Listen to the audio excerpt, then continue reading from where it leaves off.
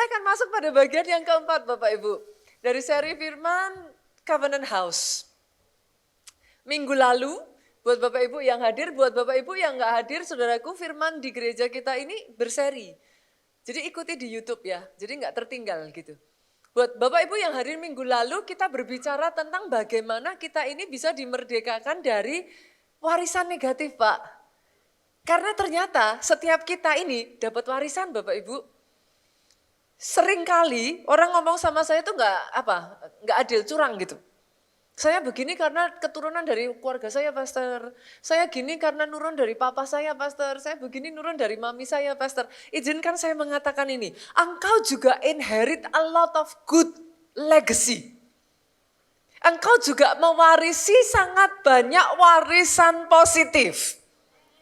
Bagian kita, firman minggu lalu Bu, warisan negatif harus dilepas, harus dibuang. Warisan negatif kita merdeka. Ambil yang positifnya. Bertepatan minggu lalu kita ngerayain apa Bapak Ibu? Kemerdekaan Republik Indonesia. Ingat ini, kemerdekaan bukan akhir perjuangan. Kemerdekaan justru awal satu babak yang baru sedang dimulai. Yang saya sebut sebagai era pembangunan. Sejak dari kemerdekaan, bangsa kita tuh terus pembangunan terjadi, infrastruktur dibangun, banyak hal yang dibutuhkan untuk Indonesia ini maju mulai in place, Bapak Ibu. Saya memakai momen ini untuk berbicara hal yang sama. Minggu lalu kita sudah berbicara tentang merdeka dari warisan negatif. Itu sebabnya saya katakan, it's time to build. Ini waktunya membangun. Di poin yang keempat, saudaraku, bagian yang keempat saya akan menyampaikan satu pesan firman yang berjudul The Family Project. We build together. Kita membangun bersama. Oke? Ketika pasangan suami istri menikah, Bapak Ibu, kita membangun rumah tangga. Akhirnya punya anak. Jadi bukan cuma suami istri yang membangun, anak-anak juga ikut membangun. Sampai di situ Bapak Ibu, saya akan bawa masuk lebih lanjut, kenapa kok dikatakan membangun rumah tangga? Kalau saudara pergi ke developer, saudara bisa beli rumah jadi ya. Bisa nggak beli rumah tangga? Nggak bisa. Karena apa saudaraku? Rumah tangga bukan produk jadi. Gak bisa saudara beli. Rumah tangga adalah sesuatu yang kau bangun day by day. Kalau saudara bangun rumah, 1 tahun jadi, oke lah ya. Kalau rumahnya lebih gede mungkin ya 1,5 tahun, 2 tahun lah ya Bu, sampai akhirnya jadi gitu. Tapi coba saya tanya, Pak, Bu, kira-kira kalau bangun rumah tangga berapa tahun? Bisa setahun jadi? No, bisa sampai sangat lama. Why? Karena rumah tangga itu proyek seumur hidup. Yang datang sama pasangannya senggol kiri kanan. Proyek seumur hidup. Nggak ada expirednya. Firman ngomongnya apa? Until death do us part, sampai maut memisahkan. Nggak ada habisnya Bapak Ibu, itu proyek seumur hidup. Itu sebabnya sama-sama bangun kita harus tahu, kalau gitu yang membangun rumah tangga, yang membangun rumah itu siapa? Supaya rumah tangga bisa sukses. Kita buka ya Pak ya, ada ayatnya. Mazmur 127 yuk, kita lihat ayatnya yang pertama. Bagian A, bagian depan. Nyanyian Ziarah Salomo. Sama-sama boleh kita baca 2-3. Jikalau bukan Tuhan yang membangun rumah, sia-sialah usaha orang yang membangunnya. Kalau dari ayat ini saya tanya Bapak Ibu, berarti yang bangun rumah siapa? Siapa yang bangun rumah? Boleh nggak saya katakan, berarti he is God the builder. Boleh ya? Tapi just because ayat ini mengatakan Tuhan yang membangun rumah, Apakah itu berarti kitanya do nothing? Hah? Lah tadi katanya kalau bukan Tuhan yang membangun sia-sia. Tapi jangan lupa ayat ini juga ngomong usaha orang yang membangunnya. Artinya di ayat ini kita menemukan untuk sebuah rumah bisa dibangun kolaborasi antara manusia dengan Tuhan. Berarti kalau kita mau rumah tangga sukses, kalau kita mau rumah tangga jadi indah, harus ada usaha manusianya. Itu ayatnya saudaraku, usaha orang yang membangunnya. Berarti manusianya berusaha enggak? Atau karena Tuhan yang membangun, usaha kita sia-sia, ya sudah serahin Tuhan aja. Atau ada usaha manusianya? Ada usaha manusianya. Tetapi ingat Bapak Ibu, manusia berusaha, di dalam usahanya Tuhannya dilibatkan. Kalau enggak jadi sia-sia. Tuhannya dilibatkan knowing, menyadari dengan satu kesadaran, He is God the builder of home. Dia Tuhan yang membangun rumah. Artinya dalam rumah tangga, suami sama istri sama-sama berusaha. Enggak boleh suami sama istri, ya sudah saya orangnya kayak gini, mau apa kamu? Kalau mau ya diterima, kalau enggak ya enggak diterima. Enggak bisa Bu. Suami istri harus berusaha. Kalau sudah ada anaknya, anak-anak halo jangan curang. Tanggung jawab itu bukan milik orang tua saja. Anak-anak harus ikut andil. Bersama membangun keluarga. Membangun rumah tangga. Sampai di situ dulu kita dapat dulu, Bapak Ibu, saya kasih landasannya dulu ya.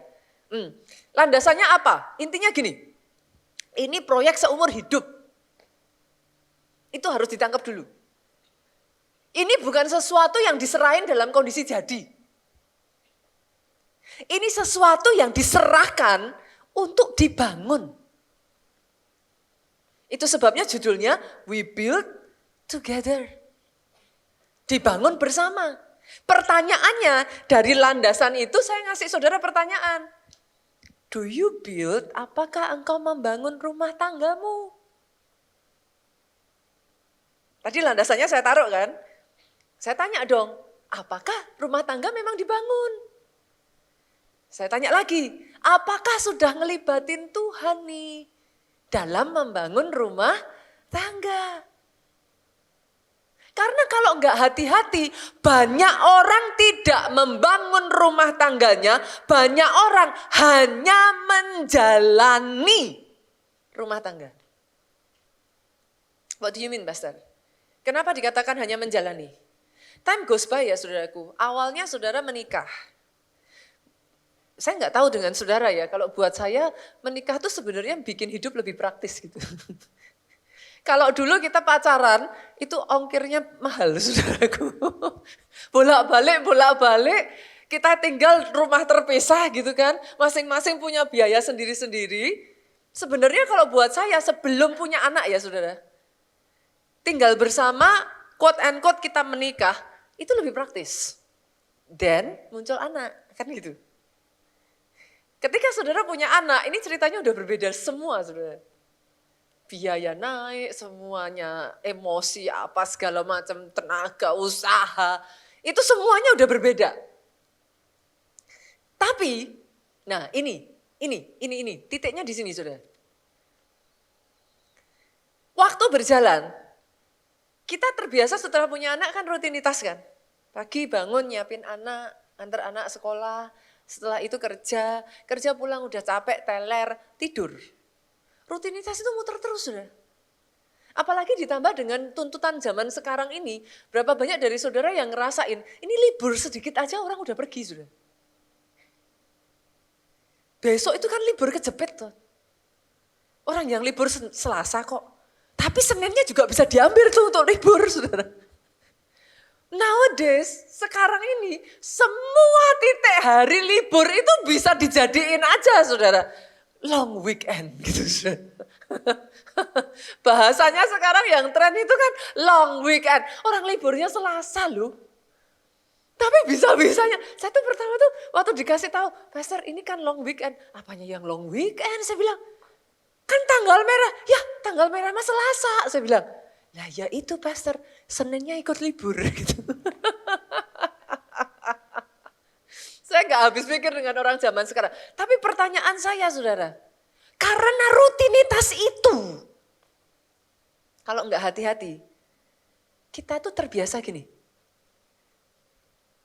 sibuk hidup bersama. Perhatiin perkataan saya. Banyak orang lupa, engkau tidak dipanggil hanya untuk hidup bersama. Engkau dipanggil untuk build together. Rumah tangga itu seperti developer Bapak Ibu. Pada saat engkau menikah, engkau tuh tidak dikasih rumah jadi loh.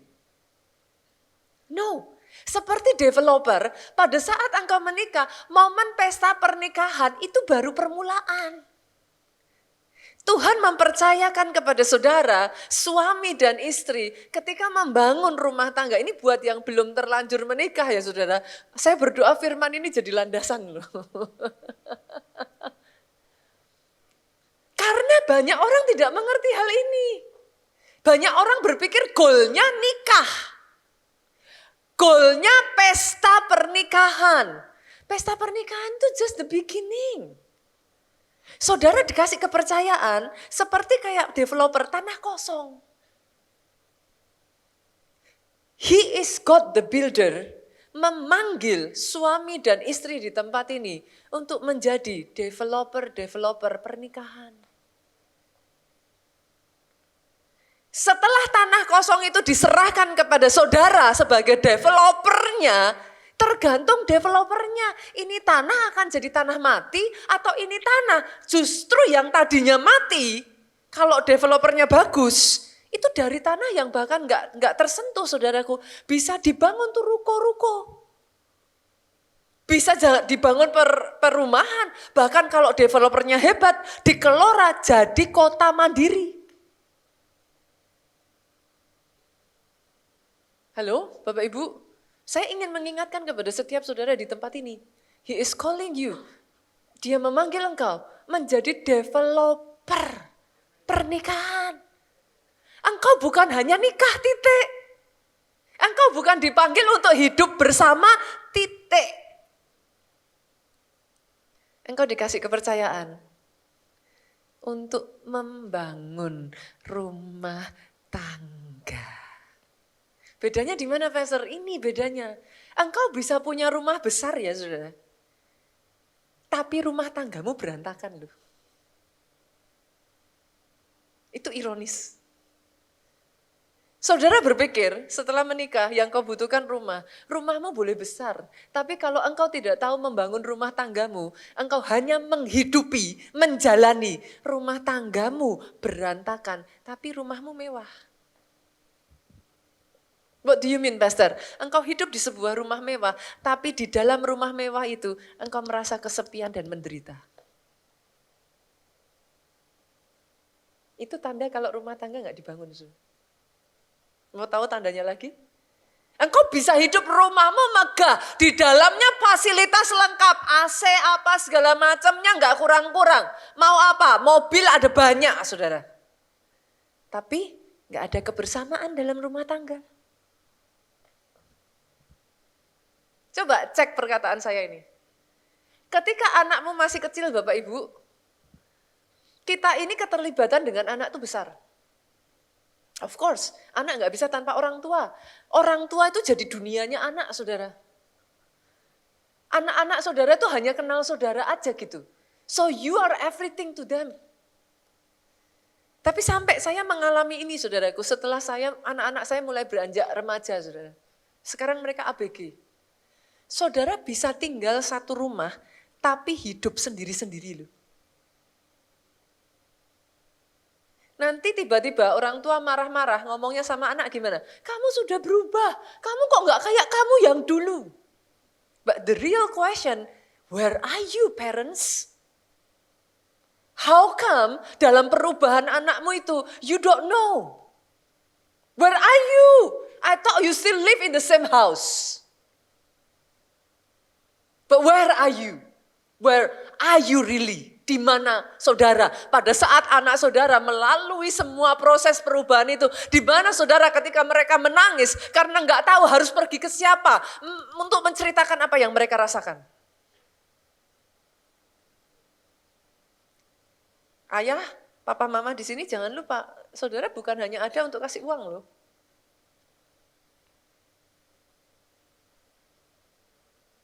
Mereka hidup, mereka punya roh, mereka punya jiwa, mereka punya perasaan, mereka punya kehendak. Where are you? Kalau enggak hati-hati, kita sibuk hidup bersama, tetapi kita lupa membangun rumah tangga bersama. Akhirnya sebagai orang tua, saudaraku, kita tidak meletakkan landasan iman. Sebagai orang tua, atmosfer kasih itu enggak ada. Sebagai orang tua, kita tidak membangun kebersamaan. Drift away apa? Saudara pernah ngerasa gitu gak sih? Ada di sini yang anak-anaknya udah gede-gede. Drift away, tumbuh sendiri-sendiri gitu. Saudara gak tumbuh bersama. Akhirnya yang dirasakan anak saudara, you don't know.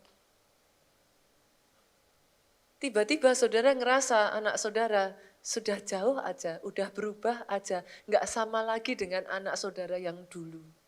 Hari ini izinkan saya mengatakan kepada saudara sekali lagi Bapak Ibu, you are called, engkau dibangun untuk membangun rumah tangga. Bukan hanya called untuk hidup, tinggal bersama. Itu understanding yang banyak sudah dilupakan oleh pasangan suami istri, saudara.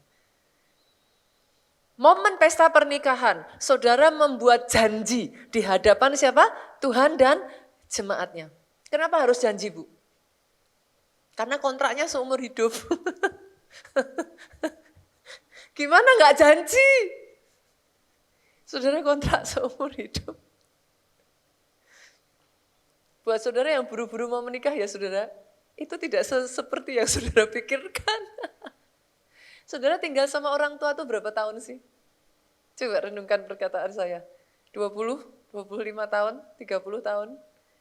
Sebagian orang ngomong menikah umur 30 udah terlambat. Tapi zaman sekarang sebagian orang ngomong, ya kenapa cepet-cepet pastor gitu kan. Tapi yang manapun itu saudara, 30 tahun, 35 tahun, 40 tahun, saudara akan bersama pasangan saudara seumur hidup. Perjalanan saudara masih panjang. Jalur komunikasi itu belum dibentuk. Padahal Bapak Ibu, nih ya perhatikan ya, saya ambil perumpamaan dengan developer aja ya. Buat developer, bikin jalan, dia harus ngorbanin berapa saja tanah itu. Tapi kalau enggak dibikin jalan, perumahannya laku enggak? Padahal untuk bikin jalan, bikin sebuah perumahan jadi mewah dan bagus, ada lapangannya, ada tamannya, itu berapa banyak tanah harus dikorbankan? Same thing with your family. Membangun jalur komunikasi, itu enggak bisa hanya saudara main keras. Anak mau ngomong saudara pukul, pak. Anak diem aja, tahu apa anak. Gak bisa begitu. Butuh pengorbanan tuh. The same thing. Kalau gak ada jalur itu dibangun, developer, perumahan, gak akan jadi bagus. Butuh pengorbanan untuk rumah tanggamu bisa jadi indah. Itu enggak bisa hanya dijalani saudaraku. Saudara berpikir kalau dijalani nanti tumbuh sendiri. Enggak bisa. Itu semua dibangun dengan pengorbanan. Belum lagi ketika saudara mau menjalani bersama. Kalau belum punya anak mah nggak akan bertengkar. Setelah anaknya lahir Karena nggak dibicarain kan. Si suami bilang, anak kan urusan istri. Si istri bilang, ya aku juga kerja, anak urusan berdua. Does it make sense? Kalau tidak dibicarakan saudaraku, ini buat saudara yang belum menikah ini puji Tuhan loh. Zaman saya dulu nggak ada yang ngajarin begini Bapak Ibu. Siapa yang ngajarin? Orang tua zaman dulu juga nggak ada yang ngajarin begini, nggak ngerti sama-sama. Sekarang informasi demi informasi membukakan banyak hal. Dan kita bersyukur karenanya. Gitu. Jadi ingat ini Bapak Ibu. We build together. We do not only live together. Harus dibangun. Nah hari ini saya mau bawa saudara, kalau gitu gimana caranya Pastor supaya kita bisa bersama-sama sebagai suami istri, sebagai keluarga membangun rumah tangga yang indah, kan gitu pertanyaannya. Berapa banyak di tempat ini kalau saya tanya nih, nggak usah, ini saudara nggak usah angkat tangan ya. Saya tanya, pasti semua. Ada nggak di sini yang kepengen menikah keluarganya seperti di neraka?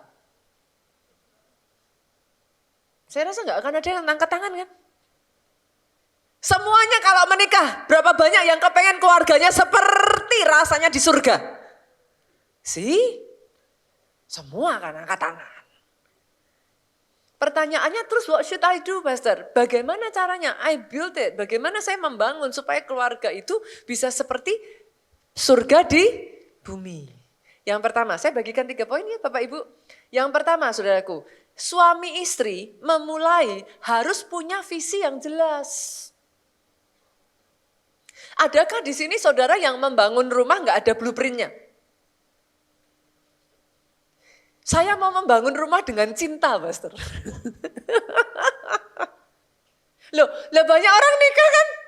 Loh saya nggak bilang bahwa cinta nggak penting loh, saudara juga nggak nikah ala Siti Nurbaya. Ya cinta penting. Tapi berapa banyak saudara membangun rumah dengan perasaan? Hari ini saya merasa, rumahnya 1 lantai aja cukup. Sebulan kemudian saya merasa 1 lantai nggak cukup, saya mau bangun 3 lantai. Hari ini saya merasa, ruang tamunya saya gedein. Biar kalau orang datang, keren nih rumahnya. Tapi waktu berjalan, ngapain? Apa ruang tamu kok digedein? Dapur yang digedein. Nanti suami bilang, garasi yang digedein. Mobilnya banyak. Apa yang terjadi ketika rumah dibangun dari perasaan saja Pak? Chaos. Kacau.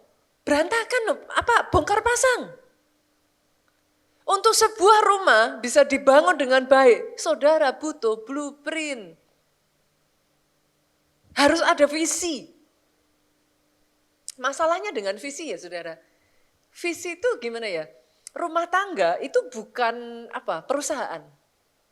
Kenapa saya katakan begitu? Coba renungkan perkataan saya ya. Rumah tangga itu suami bukan CEO, istri bukan COO. Apa itu COO? Jarang orang dengar COO. Chief of Operational. Rumah tangga nggak begitu. Saudara nggak suka karyawan hari ini bisa dipecat. Saudara bisa pecat anak. I don't like you anymore. Get out. Gitu. Nggak bisa begitu. You sign it. Saudara tanda tangan itu untuk seumur hidup Pak. Itu proyek jangka panjang. Saudara harus duduk bersama, gambar blueprintnya. What do you mean, Pastor? Blueprint seperti apa? Di dalam sebuah rumah ada hal-hal yang tidak bisa dikompromikan, harus ada. Contohnya apa, Pastor? Ya harus ada kamar mandi toh Bapak Ibu. Mau punya rumah cantik gak ada kamar mandi di dalamnya. Saudara kalau ke kamar mandi harus pergi ke rumah tetangga. Kan gak bisa. Ada hal-hal di dalam rumah harus kau pastikan rumah itu punya. What do you mean, Pastor?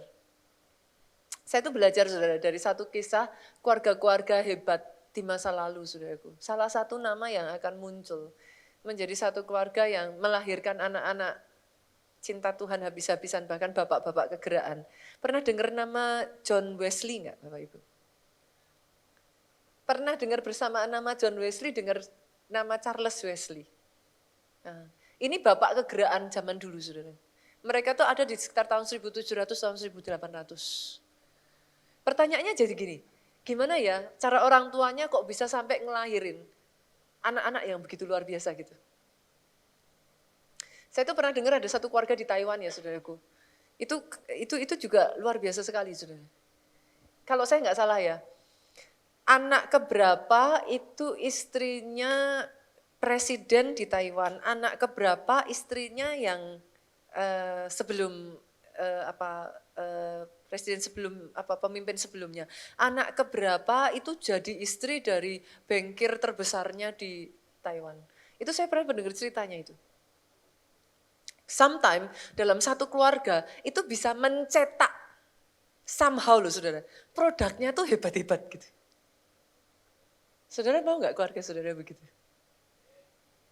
Loh, semua itu pasti ada dasarnya. Tapi kalau saudara mau begitu, nggak bisa hanya dijalani, harus dibangun. Harus bayar harga tuh. Untuk akhirnya cetakannya bisa keluarnya begitu. Nah, ada satu keluarga yang saya lihat ini, saudara, lahir dari situ, John Wesley, orang hebat di situ, Charles Wesley. Saya jadi bertanya-tanya, seperti apa ya keluarganya gitu. Saya penasaran.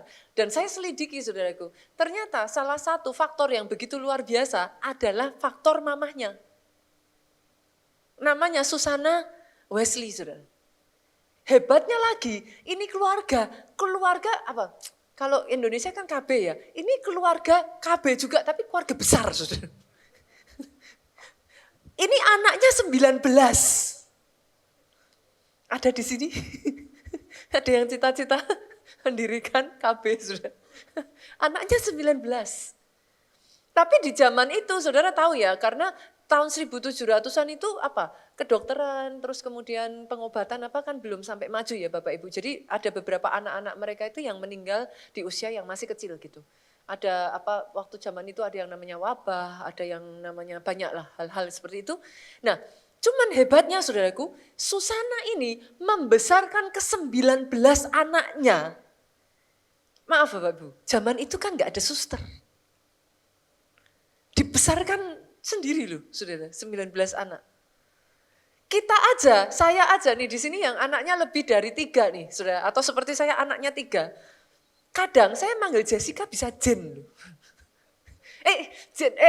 Jessica, gitu kan. Kita itu padahal anak baru segitu, ini 19. Kepikir gak saudara, kayak nyebut anak pertama jadi anak ketiga atau anak ke-6 kayak gitu kan. Hebatnya Susana saudara, dia memutuskan, nah ini. Dalam 1 minggu dia harus punya waktu pribadi dengan setiap anaknya. Dia memastikan bahwa anaknya dikenal. Dia memastikan bahwa anaknya itu bisa curhat dan cerita. Dia memastikan dia punya waktu yang memang dengan anak itu. Dia tahu perkembangan anak itu, dia tahu apa yang dilakukan anak itu, dia tahu apa kebutuhan anak itu. In case ada sebagian dari saudara yang berkata, Pastor, wah saya sibuk, ini 19 saudaraku. Dia lakukan itu. Dan kebayang gak saudara, buat saudara yang mengeluh, gak punya waktu berdoa pastor. Gak ada tempat, anak-anak berlari-larian, ini 19. Setidaknya kebayang gak saudara, mereka bukan dari keluarga kaya. Satu kamar, itu ada setidaknya 3-5 anak nongkrong di situ saudara. Mau berapa kamar, ini bukan keluarga kaya. Tahukah saudara, di keluarga ini ada satu peraturan yang semua anaknya tahu tapi tidak tertulis. Kalau kalau maminya sudah tutupan kepalanya dengan apron. Apron itu apa? Celemek itu sudah apa yang kayak di dapur kalau kita mau masak kita pakai apron tuh. Itu kalau mamanya udah tutupan kepalanya dengan apron, itu artinya anak-anak semua nggak ada yang boleh ganggu. What do you mean, Pastor? Itu adalah momen, satu-satunya tempat Susana menutup dirinya, karena dia nggak punya tempat lain itu. Dia tutup dirinya dengan apron, di situ dia berdoa. And all the children know. Semua anak-anaknya tahu. And because of it, mereka tumbuh menjadi anak-anak yang cinta Tuhan habis-habisan. Masalah dengan impartasi itu satu, Bapak Ibu. Mau seberapa engkau berbicara sampai mulutmu berbusa. Impartasi itu anak tidak melakukan dari apa yang kau katakan, tapi yang mereka lihat engkau lakukan. That's the problem. That's the biggest problem. Saudara boleh ngomong sama anak saudara apapun itu. Tapi kalau saudara nggak ngelakuin, nanti saudara akan kaget. Impartasi turun ke bawah, bukan yang saudara katakan, tapi yang saudara lakukan. Itu nyebelinnya. And I see it in my children. Setiap kita harus punya blueprint. Sama seperti Yosua. Yosua tuh ngomongnya gini. Yosua 24 ayat 15. Setelah dia menyelesaikan semua proyek yang Tuhan sudah berikan dalam kehidupannya, Yosua tuh ngomong sama bangsa Israel, as for me and my house, we will serve the Lord. Itu visi, saudara. Yosua tuh ngomong, kalau kamu anggap baik untuk beribadah kepada Tuhan, pilihlah pada hari ini kepada siapa kamu beribadah. Allah yang kepadanya nenek moyangmu beribadah di seberang sungai Efrat, atau Allah orang Amori yang negerinya kamu diami ini. Yosua tuh ngomong gitu. Tetapi aku dan seisi rumahku, aku akan beribadah kepada Tuhan. Itu tuh gimana ngomongnya ya Bapak Ibu? Anak itu boleh kecil, boleh imut, boleh menggemaskan, tapi mereka cerdik. Anak nggak akan datang sama saudara, Mam, aku hari ini nggak mau ke gereja karena capek. Nggak akan, saudara. They are smart. Mereka akan ngomong gini, besok ulangannya tesnya ada 3. Boleh gak hari ini nggak ke gereja? Make sense kan? Make sense. Anak saya itu ya saudaraku tahu. Yang lain-lain saya bisa kompromi. Tapi mereka kalau sudah ngeluh, urusan datang ke gereja, tanduk saya akan keluar. Saudara. They know it. They know it well. Yang lain saya bisa bicara. Setiap kita itu harus punya nilai yang harus dipegang di dalam keluarga. And live it. Karena anak tidak akan dengar what you say. They will do what they see you do. Mereka lihat engkau lakukan. Anak saya kalau sudah mulai komplain capek, ini apa tesnya banyak, examnya banyak, ini itu dan lain sebagainya. Saya akan katakan ke mereka, I don't know how, bagaimana cara kamu ngatur waktu, terserah kamu. Tapi momen ibadah, ibadah. Not for a single thing kamu kompromi. Mereka tahu bahkan ketika mereka pergi bersama saya, misalkan saya harus pergi ke luar negeri dan saya tidak ada di Jakarta pun ya Bapak Ibu. Mereka tahu, kadang-kala mereka ngomong, this is Sunday, so what? They know. Satu-satunya titik, kalau sampai mereka sentuh itu, saya akan katakan kepada mereka, kita ada hari ini, kita ada because of this God. If you do not know, kalau kamu tidak tahu cara berterima kasih dengan benar kepada Tuhan yang satu ini, yang membuat kita ada sebagaimana kita ada, forget the other thing. That's quote and quote ya saudara, nilai atau apa kesepakatan dalam keluarga saya. Yang mereka tahu kalau mau menyentuh titik itu, mereka mikir 2 kali karena pasti tanduk saya akan keluar. Blueprint harus dibangun di keluargamu. Jangan membangun rumah tangga tanpa visi. Cinta saja enggak cukup. Sorry ya, ini yang belum menikah. Sorry gitu. Cinta saja enggak cukup. Engkau harus membangun benteng-benteng yang kokoh supaya rumahmu itu bisa berdiri tegak. Karena kan until death do us part toh. Saudara kan nggak membangun hanya untuk tahan 5 tahun, tahan 10 tahun. Kalau saudara sudah tahu ujungnya adalah until death do us part, bangunlah supaya rumah itu tetap berdiri kokoh sampai akhir hidupmu. Yang sepakat aminnya boleh yang paling keras. Yang sepakat boleh tepuk tangannya yang paling meriah buat Yesus Tuhan kita. Yang kedua Bapak Ibu, yang jadi masalah kalau saudara mau rumah tangga itu jadi indah. Yang kedua, yang harus dilakukan saudara bukan menghilangkan perbedaan, tapi menanggalkan ego. Kenapa saya katakan demikian? Karena sebuah keluarga menjadi satu, dua menjadi satu. Masing-masing itu kan membawa keinginan yang berbeda tuh. Masing-masing punya apa? Kalau ditanya ya, what is your dream come true? Seperti apa sih happy apa? Ever after apa saudara? Apa? Forever and ever apa? Bahagia selamanya itu buat saudara itu apa? Setiap orang punya pemikiran yang berbeda. Saudara akan berjumpa dengan orang yang buat mereka bahagia itu kerja keras, kaya raya, hidup melimpah, itu bahagia. Ada orang yang ditanya bahagianya apa? Kalau bisa santai, itu bahagia. Yang mana yang benar, yang mana yang salah? Everybody simply datang dari latar belakang yang berbeda-beda.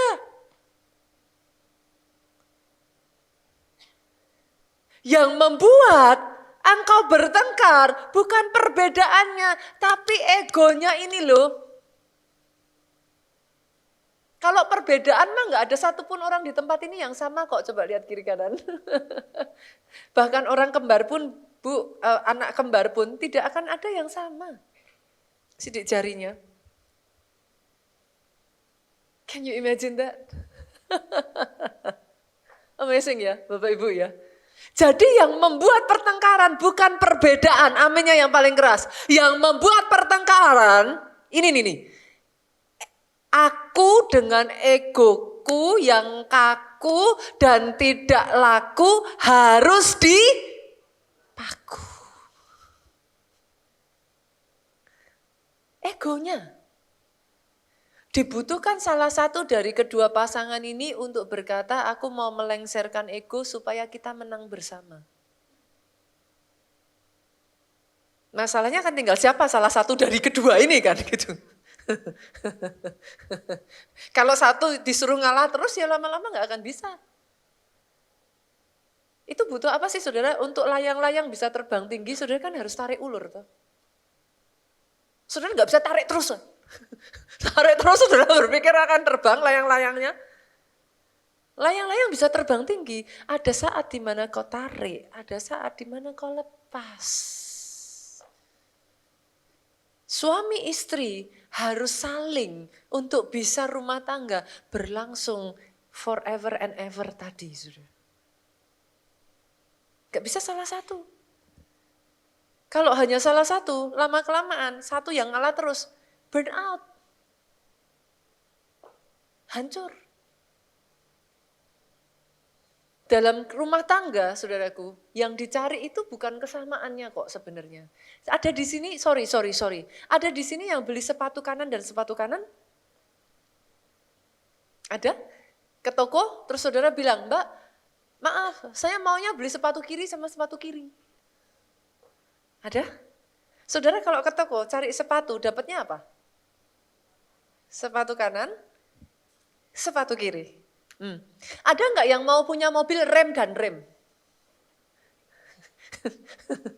Gas dan gas. Kan saudara kalau beli mobil ya maunya rem dan gas. Kalau rem dan rem nggak jalan, kalau gas dan gas nabrak. Suami istri juga begitu Bapak Ibu. Saya sama Pak Jo itu ya saudara, ini ya, saya tuh sampai, kami itu beda dalam semua hal Bapak Ibu. Saya tuh sampai takjub dengan bagaimana perbedaan kami itu sangat natural, nggak dibuat-buat, bukan karena marah terus sok berbeda. Itu saya tuh menemukan saudaraku sampai sesederhana urusan parkir mobil, Bu. Saya kalau parkir mobil cari yang paling dekat dengan pintu masuk. Pak Jo, itu orangnya kalau parkir mobil, pokoknya dapat parkir langsung parkir. Saya bilang, sayang, kamu segitunya kepengen saya kurus ya, saya bilang. Lah, parkirnya jauh, saudara. Saya jalan kaki.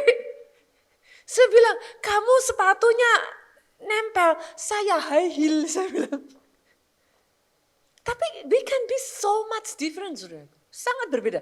Sesederhana ya, saudara. Sama-sama datang ke Soho Capital ini. Sama-sama datang ke Soho Capital ini.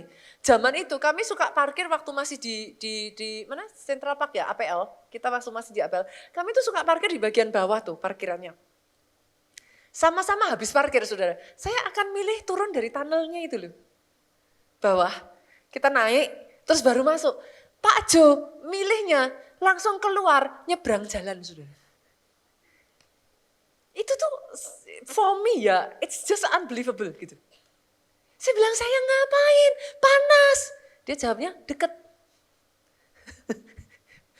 Lah, dia tanya, lah kamu ngapain jauh-jauh? Saya bilang, enggak panas di bawah AC. See? You will never find kayak selalu beda aja. Dibutuhkan salah satu untuk bisa berjalan bersama-sama, bersepakat. Untuk saudara akhirnya bisa jalan sama-sama. Untuk itu bisa dilakukan, kuncinya Filipi 2 ayat 2-4 ngomong kayak gini Bapak Ibu. Karena itu sempurnakan sukacitaku dengan ini. Hendaklah kamu sehati sepikir dalam satu kasih, satu jiwa, satu tujuan. Ayat 3 ngomong gini, dengan tidak mencari kepentingan sendiri atau puji-pujian yang sia-sia. Sebaliknya, hendaklah dengan rendah hati yang seorang menganggap yang lain lebih utama daripada dirinya sendiri. Yang datang suami istri, senggol kiri kanan katakan ayat itu buat saya. Bukan buat kamu. Buat saya. Kenapa? Kalau enggak, nanti suami istri tadi juga ibadah ibadah yang sebelumnya tuh gini nih. Tuh Pak, pastornya bilang apa? Tuh. Jadi ayatnya buat siapa? Saya. Karena suami istri suka nakal. Ayatnya ngomongnya gini, suami kasihilah istri. Ya ngomong istrinya tapi. Tuh Pak, kasihi istri Pak. Nanti istri tunduklah kepada suami. Gantian ya ngomong suaminya. Tuh mah, disuruhnya tunduk. Masing-masing untuk saya. Yang amin, aminnya boleh yang keras saat ini. Tepuk tangannya boleh yang paling meriah buat Yesus Tuhan kita. Ayat ini buat saya. Kalau saudara mau bisa sehati sepikir disuruhnya apa? Hendaklah, apa tadi saudaraku? Apa tadi? Dengan rendah hati seorang menganggap yang lain lebih utama dari dirinya sendiri. Ayat 4, jangan tiap-tiap orang hanya memperhatikan kepentingannya sendiri. Tapi kepentingan orang lain juga. Kalau ada ayat ini dilakukan, habis perkara aman Bapak Ibu. Suami lebih penting istri-istri, ya, suami-suami istri lebih penting. Itu menyenangkan loh saudara. Nanti kalau dua-duanya gitu ya, oh kamu lebih penting, oh kamu lebih penting, oh kamu loh. Itu menyenangkan loh saudaraku. Nggak bertengkar saudara. Kenapa? Satu dengan yang lain kepinginnya pasangannya bahagia. Satu yang lain kepengen nyenengin terlebih dulu pasangan. Keluarga jadi indah. Akhirnya yang terjadi apa? Kita itu kalau saudara udah minta maaf dulu. Apa orang yang lain terus kemudian jadi ini justru malah, oh enggak saya yang minta maaf kan gitu. Ya kan? Tapi kalau ego yang masuk, kamu yang salah. Enggak enak aja, kamu yang salah kan gitu. Tapi ketika yang satu sudah, sorry ya kalau aku yang salah. Kamu bener kok. Nanti tiba-tiba yang satunya akan ngomong, iya ternyata aku juga salah kok. Kan enak saudara. Keluarga jadi indah akhirnya. Yang ketiga ya, yang terakhir ya. Kalau saudara mau ada keluarga yang indah, keluarga yang seperti heaven on earth, komunikasi Bapak Ibu yang dijaga. Suami istri harus punya komunikasi yang baik, komunikasi yang sehat, komunikasi yang jelas. Masalahnya, saya tuh ketawa, kemarin tuh saya denger kayak semacam podcast gitu sudah. Salah satu dokter di Indonesia tuh ngomong gitu. Katanya, di dalam otaknya pria, itu tuh ibaratnya tuh seperti kayak kotak-kotak gitu sudah. Tapi di dalam otaknya wanita itu benang ruwet saudaraku. Jadi syaraf-syaraf semua tuh pokoknya jadi satu aja gitu. Makanya dia ngomong kalau wanita itu ngomongan itu dari Sabang sampai Merauke. Saya tuh dengar saya ketawa sendiri, ya juga ya gitu. Nanti baru ngomong apa, lompat kemana, nanti bisa ngomongin tentang apa gitu. Kalau cowok enggak, ya sudah kotak satu diambil ya sudah itu kotak itu ngomongnya ya kotak itu aja gitu. Tapi kalau istri kan enggak bisa gitu. Ibu-ibu tuh Kak, apa bisa sih keluarin satu kotak gitu? Saudara ngomongan urusan, saya bisa ngomongan urusan pelayanan. Habis urusan pelayanan nanti lari ke anak. Habis anak nanti bisa urusan ingat apalagi ngomong ke mana. Sih? Itu? Nah, komunikasi jadi kunci. Bagaimana bisa menemukan komunikasi yang works? Karena satu benang bundet, satu kotak, kan gitu. Komunikasi sering gak masuk. Saya tuh masih ingat di awal-awal pernikahan saya ya Bapak Ibu, yang namanya wanita tuh gimana? Saudara kalau wanita misalkan marah, sedih, merasa disakiti, munculnya apa Bu? Nangis tuh. Ya nangis kan, itu kan cewek banget. Lah suami saya cowok banget. Cowok tulen. Ya bersyukur kan menikahnya sama cowok tulen gitu saudaraku. Tapi karena cowok, sayanya nangis, dia bilang emangnya aku dukun. Dengan kamu nangis terus aku tahu yang kamu maksud. Lah tambah nangis kan saya saudara. Diomongin gitu bukannya saya nangisnya berhenti, tambah teriaklah saya, kamu keterlaluan gitu kan. Sih? Tapi gimana saudara sampai satu titik harus menemukan titik untuk bisa komunikasi. Dulu saya tipe orang yang lahir dari keluarga saudaraku, belum apa-apa aja papa mama saya tuh perhatiannya tuh luar biasa. Jadi kalau sampai saya udah kepala gini, saya udah gini-gini, itu nggak nunggu 2-3 menit saudaraku, papi saya kan datengin saya dipijitin. Kamu pusing ya, kamu mau minum obat apa, kamu ini ya. Saya dapatlah suami Pak Job. Jangankan saya gini saudaraku. Wah saya udah yang segala gaya saya pakai saudara. Saya selimutin lah, saya apalah. Pak Job berasal dari keluarga yang berbeda, gak pernah mau minum obat. Saya paksa juga gak diminum, harus bertengkar untuk suruh dia minum obat. Saya gini-gini buat dia ya tidur kan sembuh. Does it make sense? See? Saya harus one way or another menemukan cara untuk saya bisa mengkomunikasikan. Dulu saya sakit hati sendiri saudaraku. Saya sampai demam tinggi, saya selimutin badan saya juga dia gak tahu apa-apa. Akhirnya waktu berjalan saya pikir yang rugi saya, saudara. Tapi banyak kadang ini nggak dibicarakan toh. Akhirnya rumah tangga nggak tahu what to do gitu.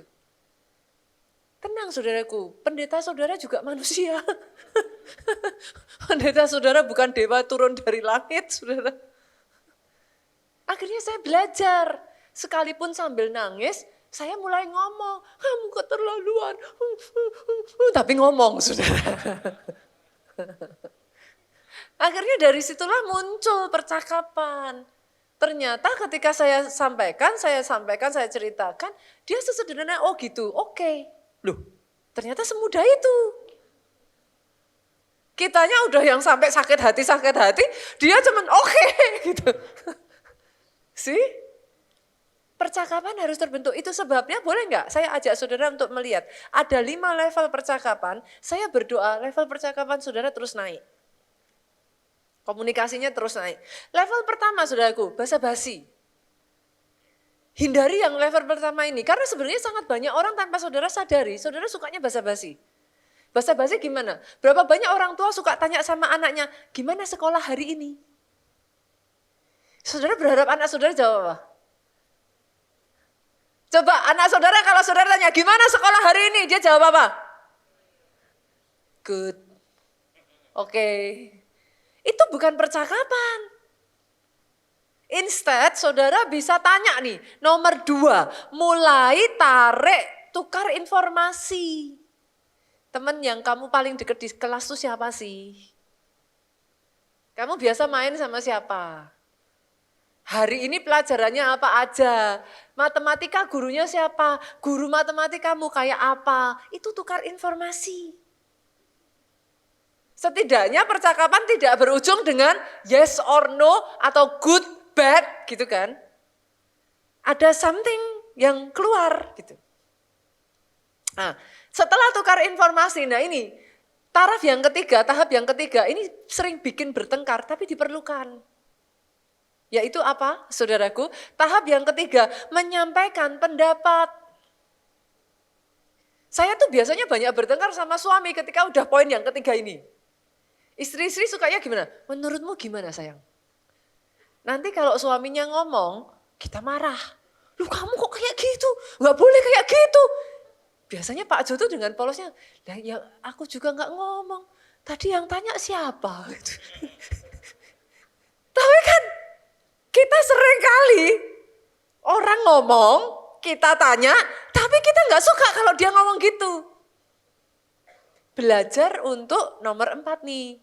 Supaya bisa berbesar hati, saudaraku, belajar menyampaikan perasaan. Kalau orang sudah menyampaikan dia punya perasaan, dia punya pendapat, kita tuh bersyukur Tuhan itu tahu. Tuhan itu benar-benar mengenal saudara luar dalam. Saya buktikan apa buktinya saudara. Dia ciptakan saudara hanya dengan 1 mulut. Tapi punya 2 telinga. Kebayang nggak kalau ini dijadikan 2? Apa yang terjadi? Tujuannya kenapa ini 1, ininya 2, disuruh apa? Nah, dengernya pakai 2, ngomongnya 1 aja. Banyak orang kalau sudah pasangannya menyatakan perasaan, menceritakan dia punya pendapat, ininya jadi 2. Ininya cuma 1. Makanya bertengkar. Dia bisa menyampaikan perasaan, itu kalau hubungan sudah dalam loh saudara.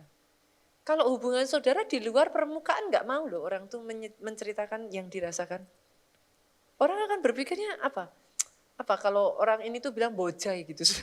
Apa? Percuma gitu. Buat apa gitu. Nah, pentingnya kenapa? Karena nanti 3, yang terakhir, yang kelima, heart to heart. Hati ke hati. Saudara pernah dengar perkataan ini enggak? Pemain musik boleh maju ke depan. Kalau saudara sudah menikah cukup lama, itu sampai titik tertentu saudara. Apa? Pemikirannya tuh bisa sama loh. Nanti orang tuh ngomongnya gini, katanya kita tuh kayak kakak adik itu. Wajahnya mirip, nanti kayak di rumah gitu anak sama mama papahnya itu bisa sama gitu. Kenapa? Udah kayak sehati aja gitu. Di titik itu ya, itu suami istri itu udah gak perlu yang nyuruh saudara, kadang cuman kayak gini doang. Tapi udah ngerti. Itu kan gak bisa dibahasakan kan. Gimana ngertinya gitu. Karena hati ke hati tadi. Pastor, kenapa itu penting? Nah ini, perhatikan perkataan saya ini saudaraku. There will be time. Sorry ya Bapak Ibu. Kita kan kontraknya seumur hidup toh. There will be time. Ketika usia bertambah. Sorry Bapak Ibu. Pendengaran ini juga mulai berkurang loh. Kadang penglihatannya juga. Ini welcome Apa? Klub kacamata? Ini saya udah mulai nih, sudah. Kan jujur kan? Saudara tidak melihat sejelas dulu gitu. Mungkin nanti satu waktu akan ada tiba waktunya juga kita sudah tidak mendengar sejelas dulu. Makanya banyak perceraian juga terjadi di usia yang sudah tua loh Bapak Ibu. Jangan salah. Marah loh. Gimana sih diajak ngomong kok gak diperhatiin? Diajak ngomong padahal gak denger. Beneran gak denger. Karena sudah berkurang. Tapi kalau hati ke hatinya ini nyampe, gak denger pun tahu yang dimau. Up to a point ya saudara, pasanganmu ada di situ bersama engkau aja. Itu udah lebih dari cukup. Tapi harus dibangun komunikasinya tuh. Kalau enggak bisa. Sehingga nanti sampai kita tumbuh uban memutih bersama, jalan bersama, sampai nanti satu hari, satu demi satu dipanggil pulang. Kita ketemu di sana Bapak Ibu. Betul? Alangkah indahnya ya. Saya berdoa di tempat ini Bapak Ibu, sejak dari hari ini, kesadaran bahwa family, rumah tangga itu enggak beli jadi. It is built. Build itu butuh pengorbanan, butuh effort, butuh usaha. Dibangunnya dengan apa sih? Nih. Setiap perkataan itu membangun keluarga. Dibangunnya dengan apa? Setiap keputusan untuk tetap setia sekalipun dikecewakan. Itu membangun benteng di keluargamu. Setiap pengampunan yang dilepaskan sekalipun hatinya sakit. Itu membangun rumahmu menjadi lebih indah. Oke, Bapak Ibu? Sama-sama yuk kita bangkit berdiri. Datang di hadapan Tuhan. Kita katakan sama-sama yuk. Kasih-Mu Bapa memulihkan. Terima kasih Yesus. Kuasa-Mu Tuhan memberkati. Engkau Tuhan yang baik. Ku datang di hadapan Tuhan saudaraku. Para imam, bawa keluargamu di dalam rencana Tuhan atas kehidupan mereka. Sama-sama katakan, kasih-Mu Bapa memulihkan, kuasa-Mu Tuhan memberkatiku. Ku bawa satu demi satu anak-anak, pasangan kami, orang tua kami, masuk dalam rencana-Mu, mengirimmu, menyapa-Mu, melayani-Mu Tuhan, seumur hidup kami. keluargaku Tuhan.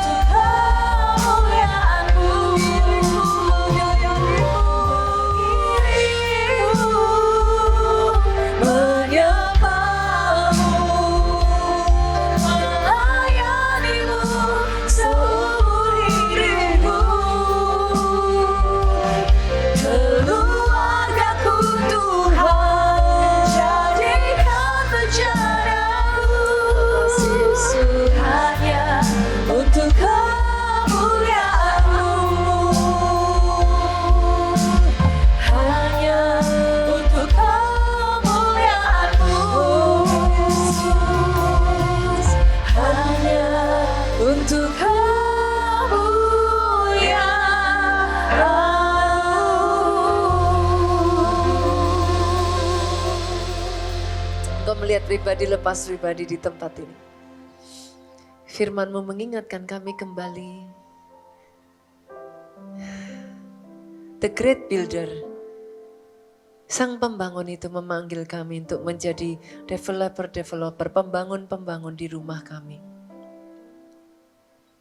Bukan hanya rumah yang megah dan besar, tetapi di dalamnya ada atmosfer kasih, kepercayaan.